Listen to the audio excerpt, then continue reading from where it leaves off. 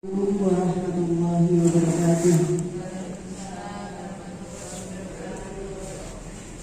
Alhamdulillahirabbil alamin wa bihi nasta'in ala umuri dunya waddin. Wassalatu wassalamu ala asrofil anbiya'i wal mursalin sayyidina wa maulana Muhammadin amma ba'd. Yang terhormat Ibu Bibi Irawati SPV selaku pengajar praktik CPB Angkatan 8, yang kami hormati Ibu Robi yang telah memberikan kepada kita berupa kenikmatan kesehatan dan kesempatan sehingga pada pagi hari ini kita bisa berkumpul kalau kita haturkan kepada beliau Nabi Muhammad SAW.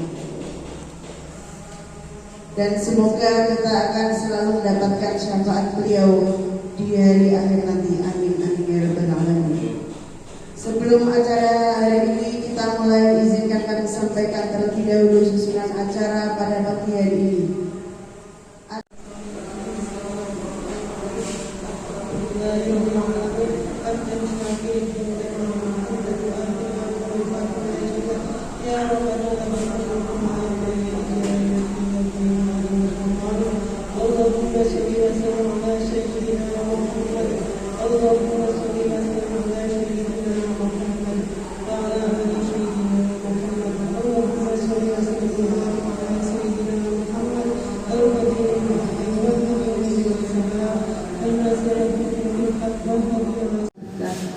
Nikmat sehatnya maka pada pagi hari ini dalam suasana yang masih liburan dengan berkenan hadir di sini mengikuti acara pendampingan ibu liburan.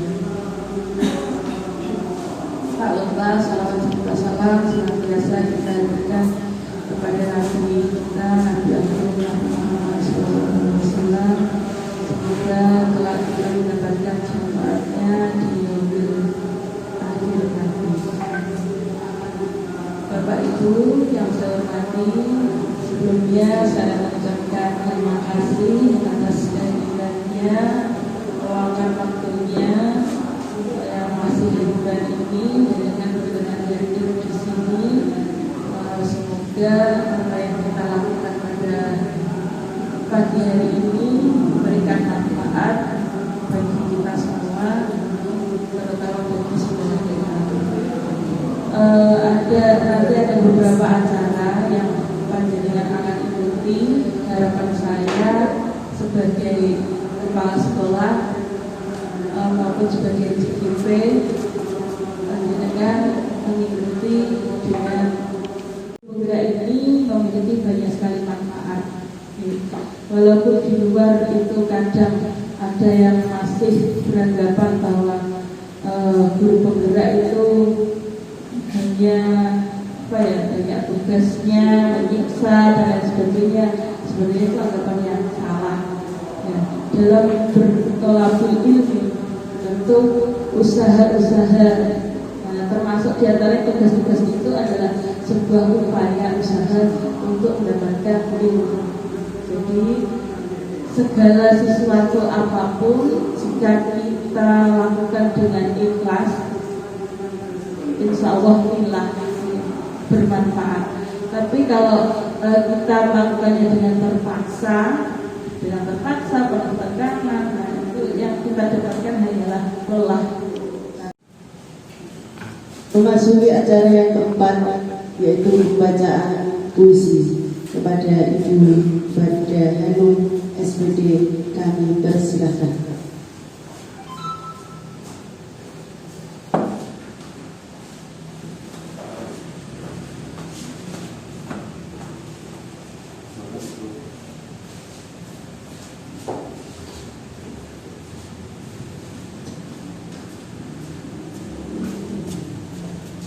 Aku beri hati Indonesia, karya Insinyur Soekarno. Jikalau aku berdiri di pantai New York, aku mendengar lautan dia bergelora camping di pantai milik itu. Aku mendengar lagu Saja Indonesia. Jikalau aku melihat sawah-sawah yang menghuni menghijau, aku tidak melihat lagi batang-batang padi yang menguning menghijau. Aku melihat Indonesia.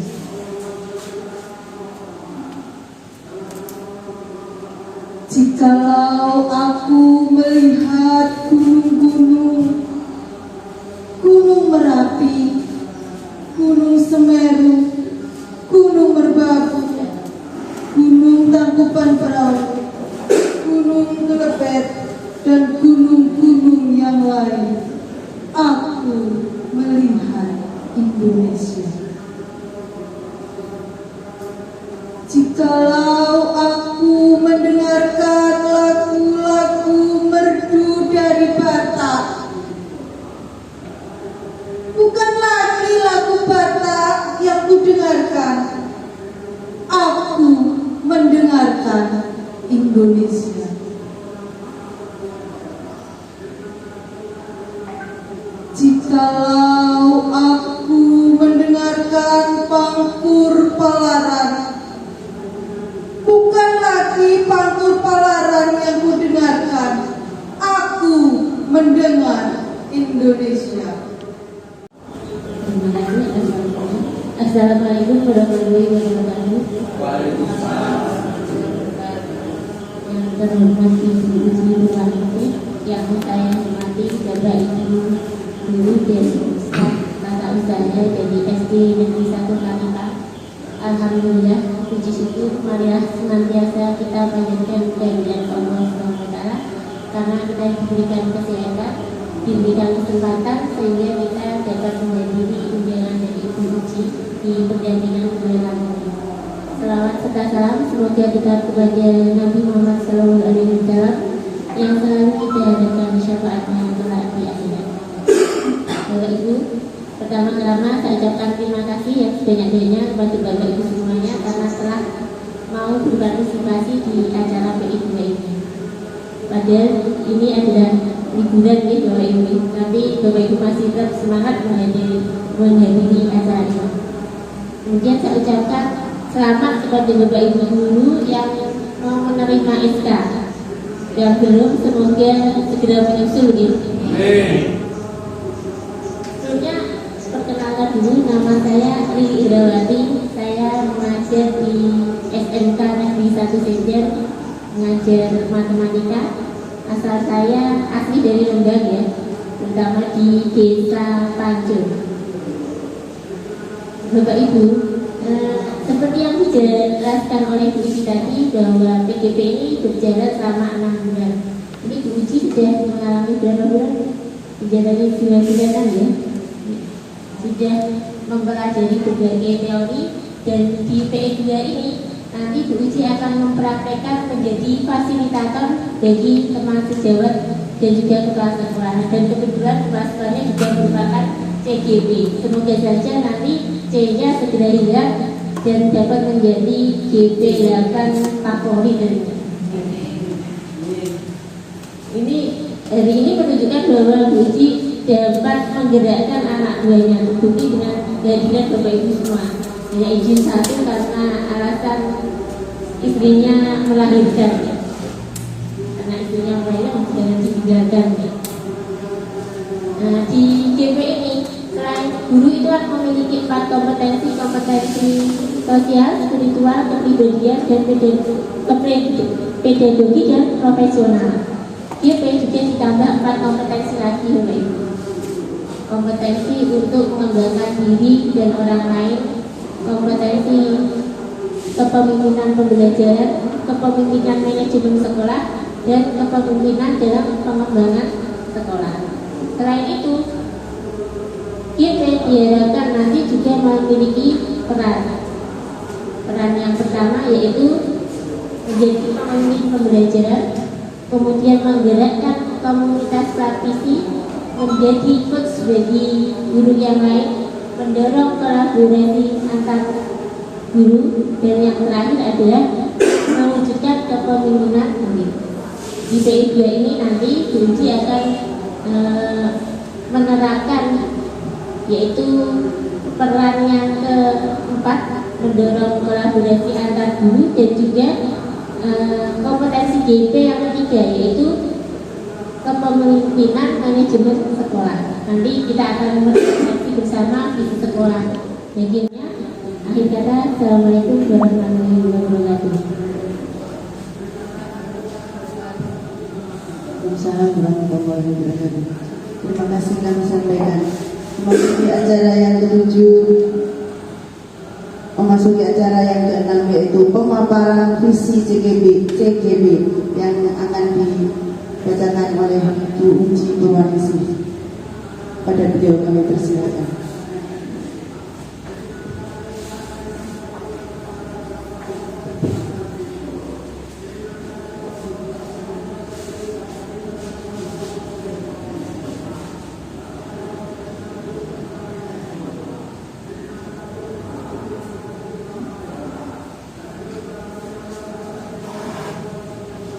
Baik, assalamualaikum warahmatullahi wabarakatuh.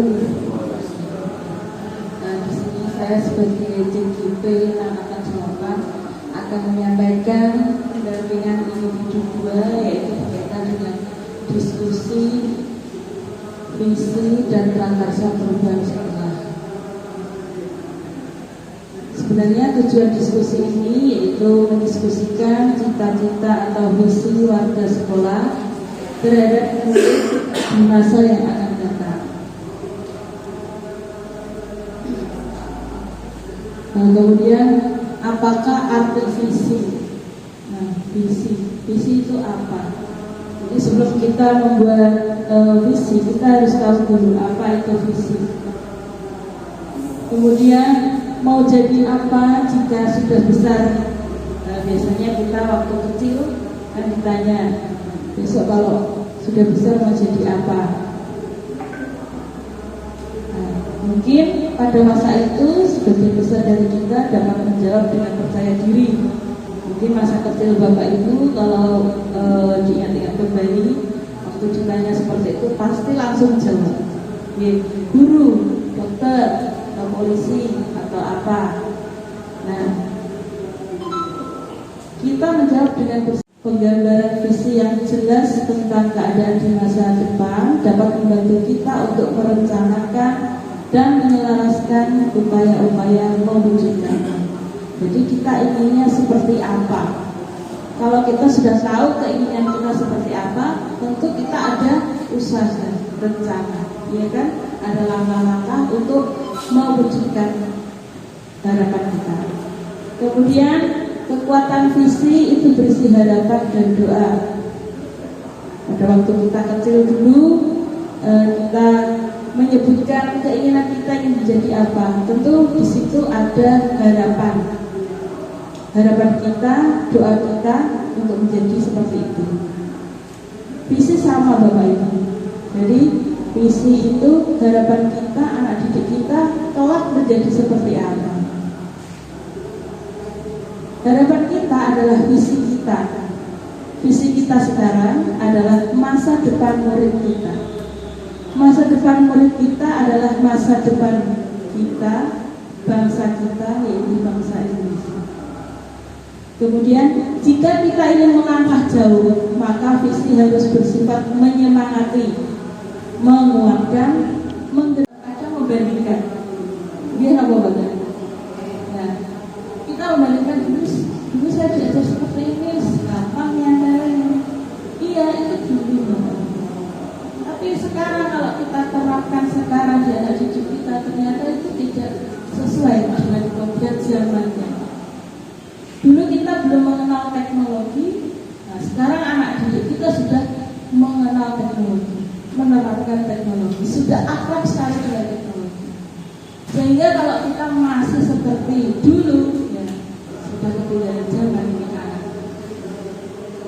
Maka dari itu kita harus menuntut mereka sesuai kodratnya.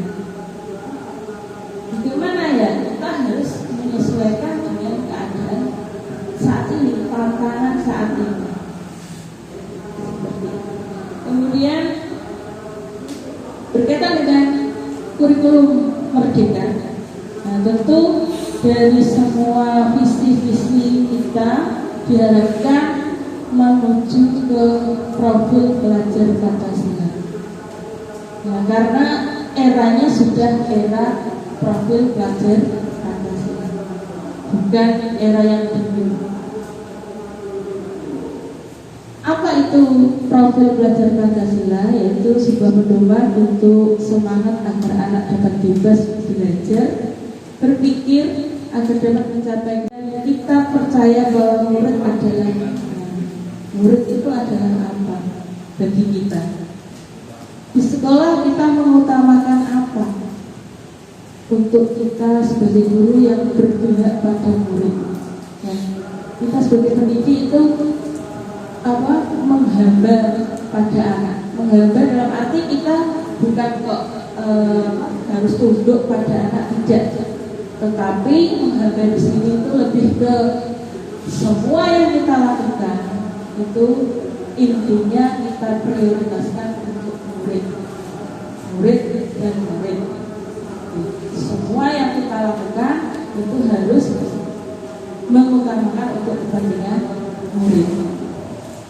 Kemudian murid di sekolah, kita sadar betul bahwa murid kita itu sebenarnya dia punya potensi. Ya. Kita harus mengakui potensi anak didik kita, meskipun mau akal sekalipun, dia pasti punya potensi. Nah, kita tidak boleh menghiraukan hal itu. Kemudian kita warga sekolah ini yakin untuk apa? Yang berpihak pada murid ini.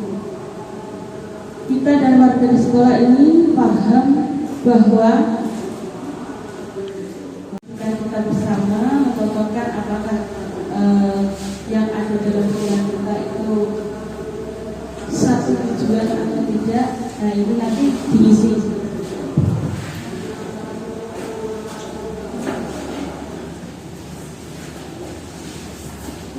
Mungkin kalau masih belum paham apa-apa boleh bertanya.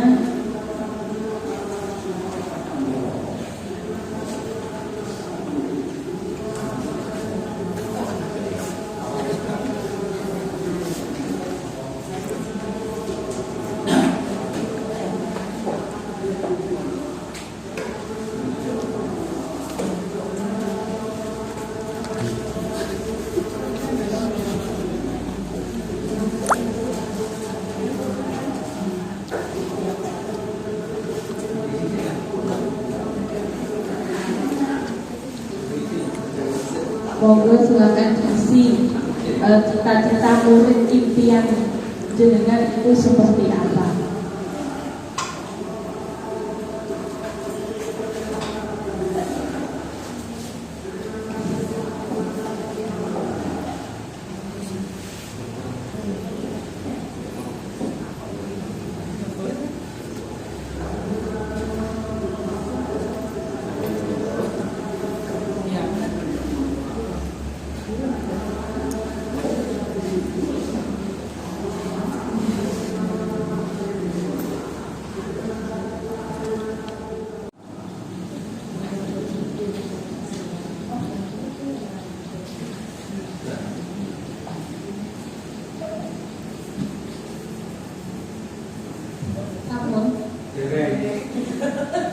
Ayo garap tes.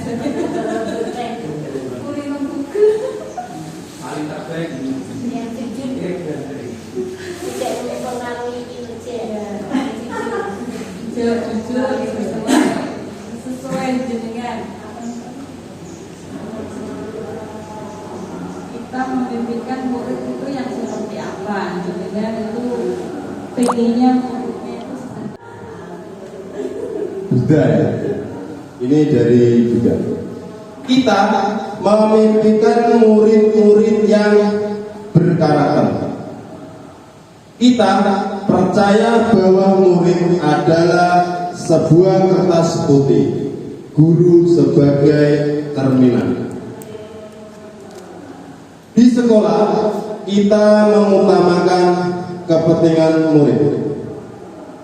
Murid di sekolah kita sadar betul bahwa dirinya belajar dan dididik menjadi murid yang berkarakter. Kita, warga di sekolah ini yakin untuk bersama-sama dan bergotong royong. Kita dan warga di sekolah ini paham bahwa siswa yang berkarakter akan menjadikan sekolah menjadi lebih baik. Dari Bu Yoni. Kita memimpikan murid-murid yang bangsa. Di sekolah kita mengutamakan pengembangan karakter. Murid di sekolah kita sadar betul bahwa berakhlak dan cerdas. Kita, warga di sekolah ini yakin untuk mengembangkan potensi murid. Kita dan warga di sekolah ini paham bahwa inovatif. Selanjutnya, kita memimpikan murid-murid yang berbakti kepada orang tua. Kita percaya bahwa murid adalah mimpi yang kita targetkan. Di sekolah kita mengutamakan akhlak dan berbudi pekerti. Murid di sekolah kita sadar betul bahwa dia termasuk dalam anak kita sendiri. Kita, warga di sekolah ini yakin untuk menargetkan apa yang dari tujuan cita-cita kita. Kita dan warga di sekolah ini paham bahwa sekolah kita pasti bisa apa yang kita impikan. Yang dapat saya simpulkan dari tadi dengan mengisikan kalimat penumpang, yaitu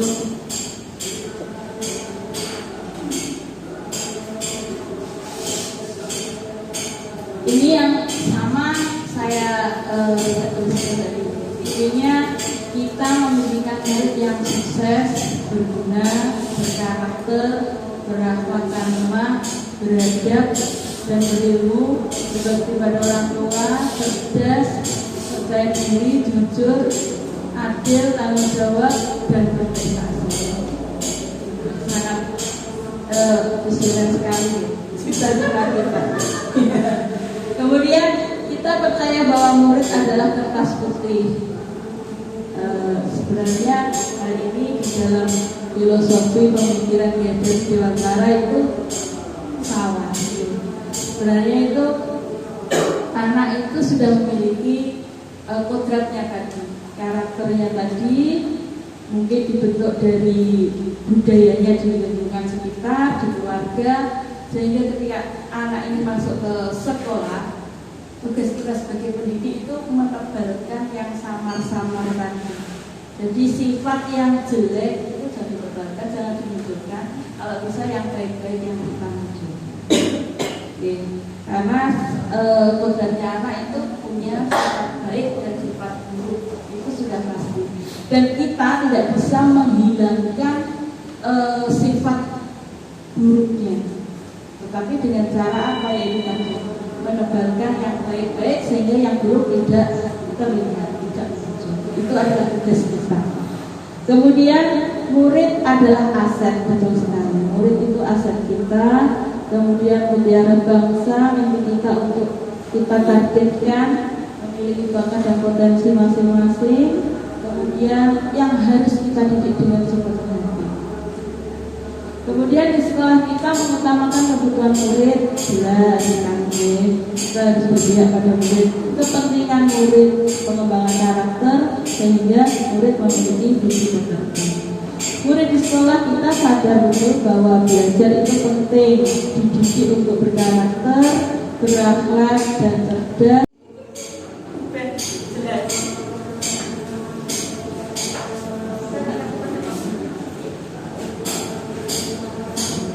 Jadi yang ini visinya yang lama BD untuk terwujudnya masyarakat berkualitas berjiwa seni, beriman dan bertakwa.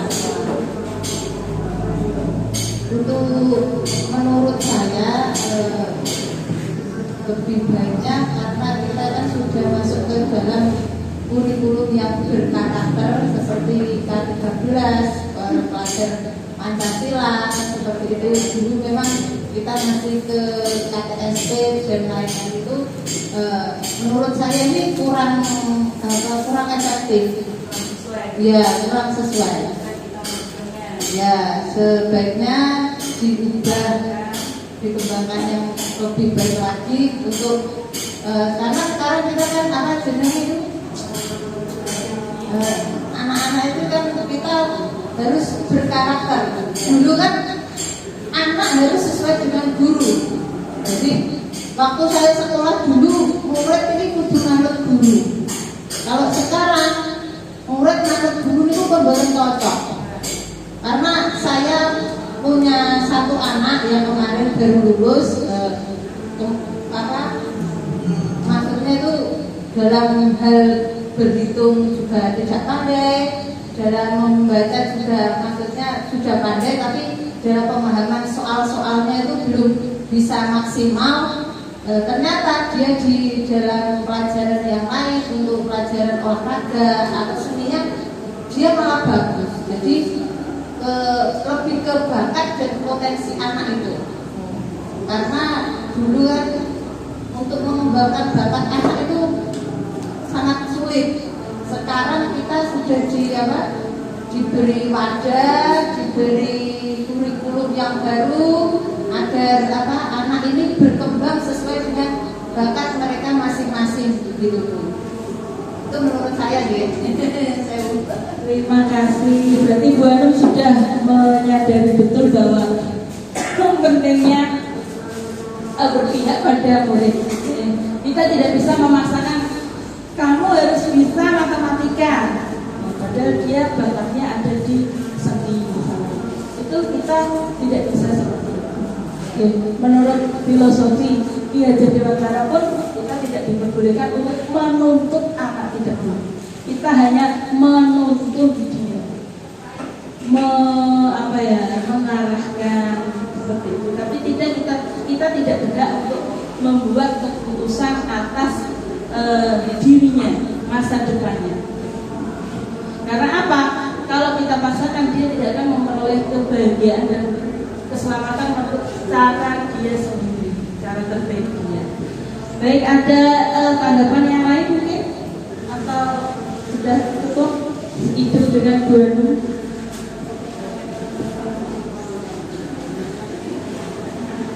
Berarti visi kita anggap tidak sesuai dengan harapan kita. Kemudian tadi ya, apakah sudah selaras dengan cita-cita murid kita? Ternyata tidak. Kemudian adakah yang ingin disesuaikan? Tadi sudah disampaikan oleh Bu Anum.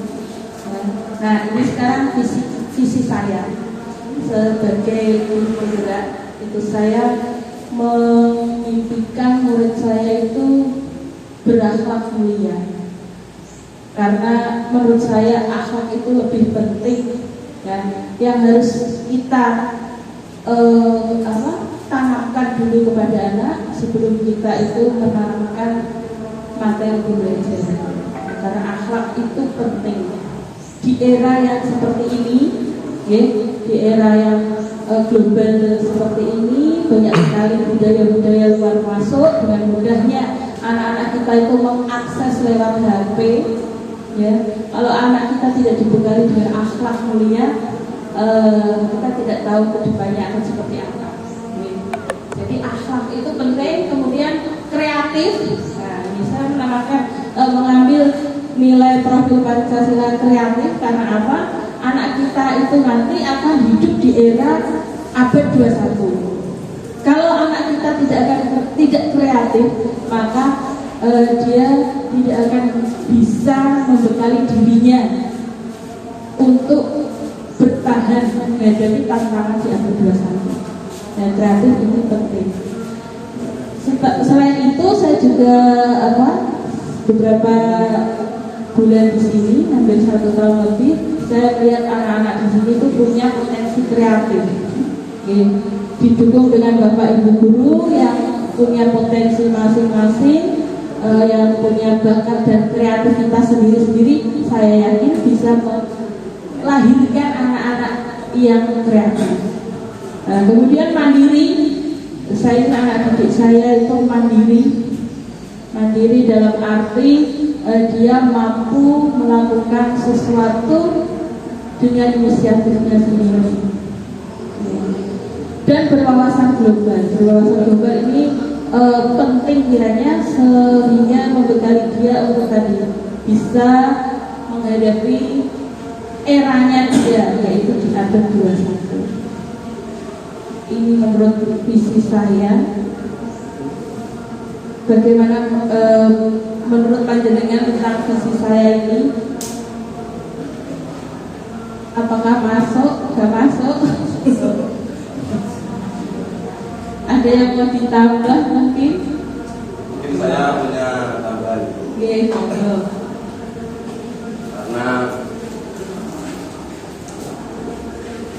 karena sekarang itu banyak budaya-budaya luar, atau lebih intinya itu aliran-aliran yang tidak menghargai kebinekaan.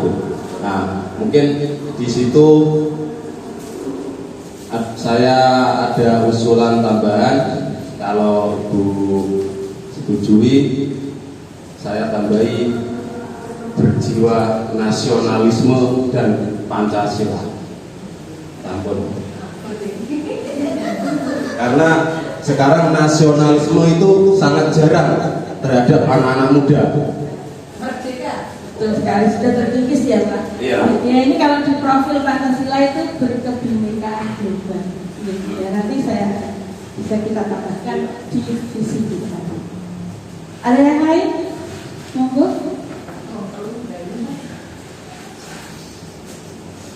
Cukup? Kalau cukup saya lanjutkan.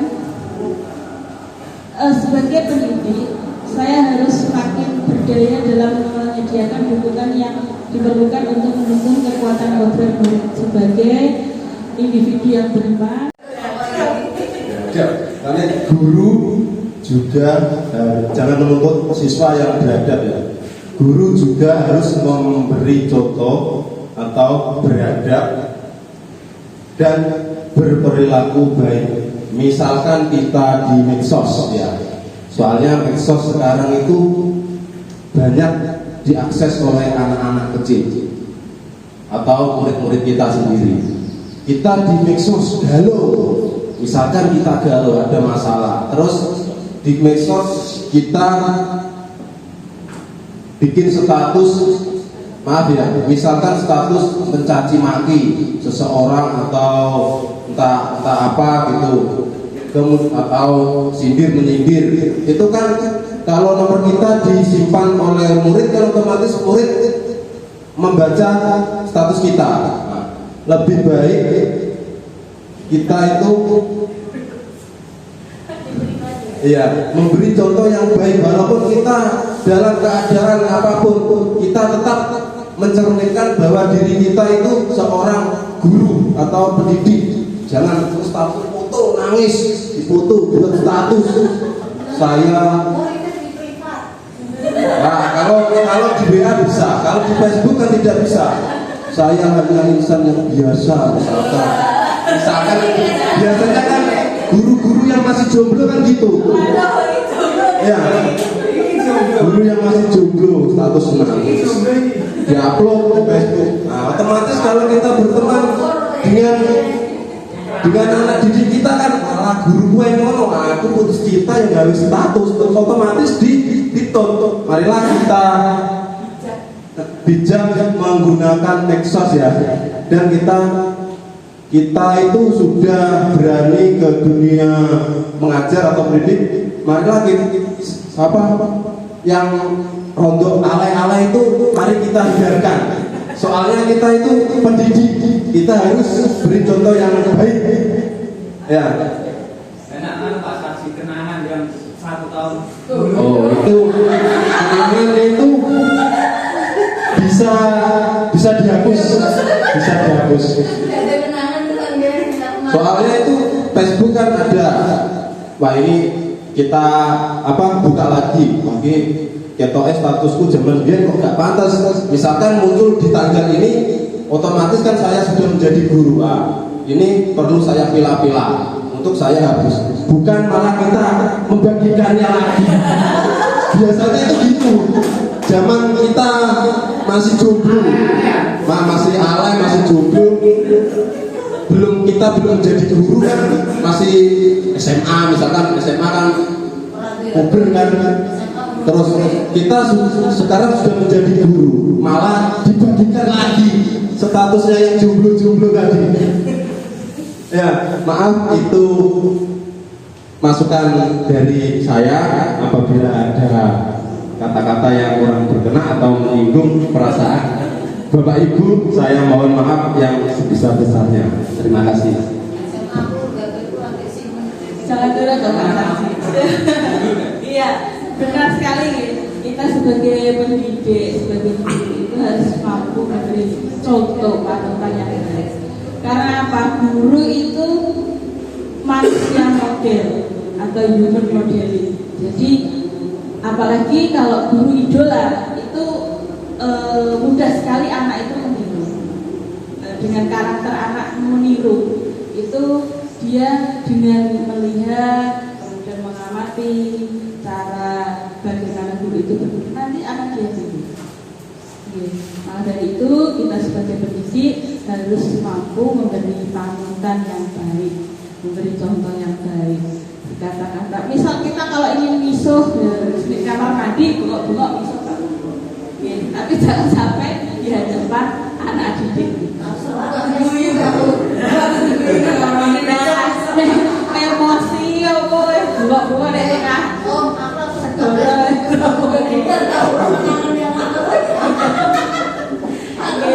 Karena apa ya? Terutama jejak digital itu salah, tidak bisa dihilangkan kalau kita tidak menghilangkan sendiri. Saya lanjut ya. Atau ada yang lain lagi? Intinya bahwa untuk mencerminkan misi kita, satu sebagai panutan yang baik, yang kedua kita juga konsisten dalam melakukan pembelajaran yang berkualitas. Karena untuk menciptakan anak-anak yang sesuai harapan kita tadi, tentu ada konsistensi dari diri kita untuk melakukan yang terbaik. Jadi kan katanya anak didiknya dianggap seperti anak kita sendiri. Tentu apa yang kita berikan harusnya juga yang terbaik. Karena sebagai orang tua kita juga memberikan anak kita yang terbaik, ya kan? Maka dari itu kita juga sama. Kemudian paradigma seperti apa yang dapat digunakan agar proses perubahan atau mewujudkan visi menjadi menyenangkan. Kita ingat bahwa visi tadi tujuan-tujuan dari kita, maka kita mengatasi masalah. Ada masalah diselesaikan dengan upaya mencari dan mengatasi masalah. Pasti akan ada sesuatu yang salah, ya. Fokusnya cari kelemahan tersebut, masalah, kesulitan, batu sandungan, pengalaman emosi tidak menyenangkan itu dulu.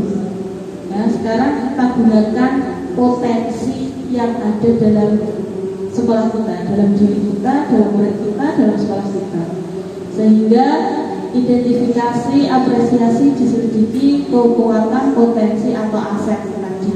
Dengan katanya murid tadi itu aset, punya potensi sendiri. Kemudian pasti ada kekuatan, ya, atau potensi aset itu. Fokusnya yaitu kekuatan ini semangat gotong royong. Kemudian ada masalah, tantangan sehingga kita bisa mengatasinya. Pengalaman emosinya kita menjadi bahagia karena memanfaatkan potensi positif. Ya. Nah, sebagai gambarannya ini apresiasi equity. Kita melihat di situ ada gambar look we're missing. Nah, bagaimana cara kita untuk mengatasi atau memperbaiki itu, ada lubang seperti itu, ini gimana tidak bisa kita memperbaikinya. Nah, itu kalau kita pandangannya pada hanya satu tantangan, kelemahan yang kita lihat itu kelemahan. Padahal di sisi lain, look at what we've got. Ya, itu ada tumpukan sampah. Tumpukan sampah. Kita punya potensi itu, walaupun itu sampah, tapi kita punya potensi di situ. Dan akhirnya bisa menutup lubang tadi. Jadi bayangan kita, perspektif kita ubah, mindset kita ubah. Anak ini jangan kita jadikan sebagai suatu kelemahan, kekurangan anak ini jangan kita jadikan sebagai suatu hambatan, tetapi kita cari potensi yang ada dalam anak ini, potensi aset mereka. Kalau mereka tidak bisa matematika, kita lihat potensi yang lain. Oh, ada di seni, ya kita pupuk dia di seni. Kita sebagai pendidik itu seperti petani, ibaratnya seperti petani. Dengan menanam berbagai macam tanaman, ya toh, anak kita ibaratkan sebagai tanaman. Tidak mungkin kita merawat padi seperti kita merawat jantung. Bisa tidak, Bapak Ibu? Dengan saya petani tidak bisa kan? Tidak bisa. Cara menanganinya saja berbeda. Punya karakteristik yang berbeda juga. Demikian juga anak-anak kita. Ya. Kita tidak bisa memaksakan iki kudu bisa matematika kayak ngacani sing liyane. Tidak bisa. Tapi kita rawat yang lain, mungkin bakat seninya atau apa, sehingga dia bisa bahagia dengan potensi. Nah, itu tugas kita sebagai pendidik. Mari kita ubah mindset kita. Dulu saya juga sebelum terjun ke PGP, saya sama seperti ini. Bocah sing nek iso pokoke tak wamuk kok piye carane kudu bisa mengikuti seperti temannya. Tapi ternyata saya salah. Nah, di CGP ini sama seperti itu. Jadi akan diubah mindsetnya. Jadi kita juga bahagia kalau kita mengajar misalnya anak kita seperti itu tadi ya. Wah, gimana harga ya, beda. Harga ini bos pokoknya marah emosi, darah tinggi. Ning omah sire cemput-cemput terus tambah darah muncul. Nah, itu nanti kita ubah harga itu, kita cari sisi positif, potensi dia apa. Mungkin dibawa Pak Tumi ke pijet. Jadi sehingga dengan itu mengajar dengan bahagia, anaknya juga bahagia. Nah, itu tujuannya. Kira-kira siap jenengan mengubah paradigma jenengan? Siap ya? Inquiry apresiatif adalah suatu filosofi dan landasan berpikir tentang perubahan yang berfokus pada upaya kolaboratif, kooperatif, koevolusi untuk menemukan hal terbaik atau positif dalam diri orang-orang, dalam organisasi, dalam dunia sekitar mereka. Nah, itulah. Kemudian merupakan upaya perubahan positif yang melibatkan proses penyelidikan sistematis tentang apa yang membuat suatu sistem hidup berjalan efektif dan cakap dalam bidang teknologi ekonomi, ekologi, dan kemanusiaan. Kemudian inisiatif prakarsa perubahan yang dapat dilakukan untuk mewujudkan perilaku yang mencerminkan visi sekolah. Tadi sudah kita lakukan bersama ya, menyesuaikan visi kita. Apakah visi kita ini akan kita ubah, kita perbarui, atau kita masih menggunakan visi kita yang lama? Tadi kita mengambil kesimpulan bahwa kita rubah ya visi kita rubah, kemudian menganut visi saya tadi ditambahkan lagi dengan tadi masukan Pak Janji. Insya Allah itu nanti akan jadi visi kita yang baru. Oke, setuju? Dengan ya, kalau setuju, alhamdulillah visi saya sekolah kita sudah terwujud dalam tercipta lah ya, tinggal kita melaksanakannya. Kita melaksanakannya di sekolah. Terima kasih. Demikian pemaparan dari saya. Saya kembalikan ke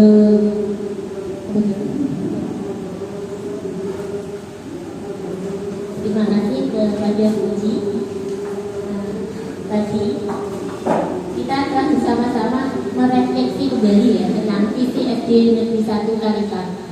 Kalau saya lihat tadi yang pertama adalah terwujudnya masyarakat berkualitas, berjiwa seni, beriman dan bertakwa. Kalau di sini berarti produknya adalah masyarakat, bukan murid.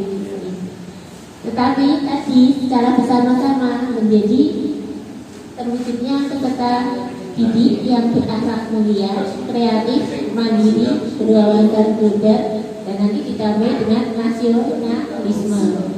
Ini produk barunya, ini adalah peserta didik. Jadi di tahun ini visi SD Negeri 1 Kalipan lebih berpusat kepada peserta didik.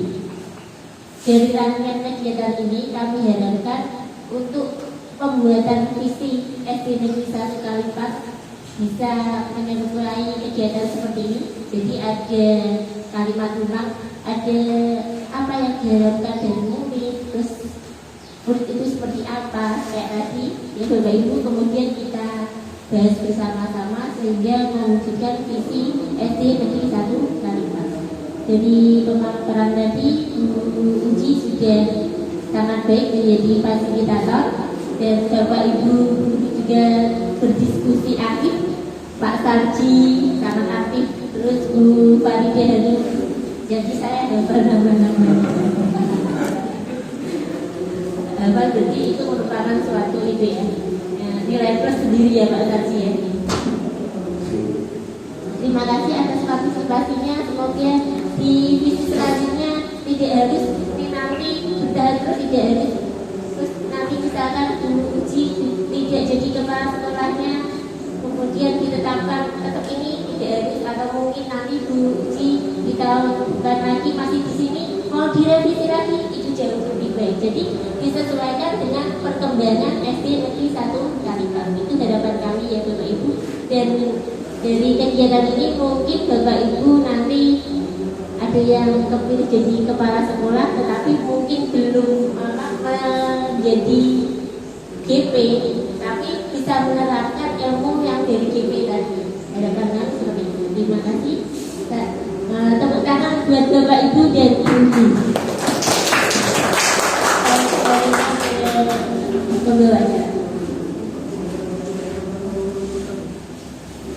Terima kasih kami sampaikan pada Bu Uji dan Bu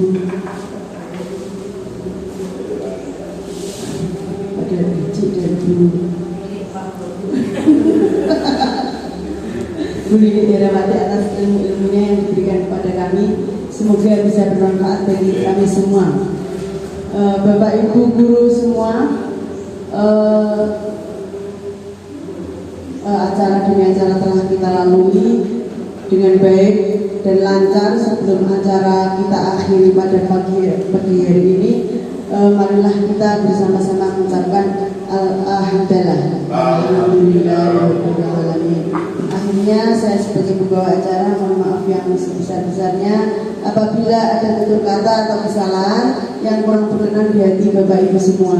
Akhirul kalam, wabillahi taufiq wal hidayah. Wassalamualaikum warahmatullahi wabarakatuh.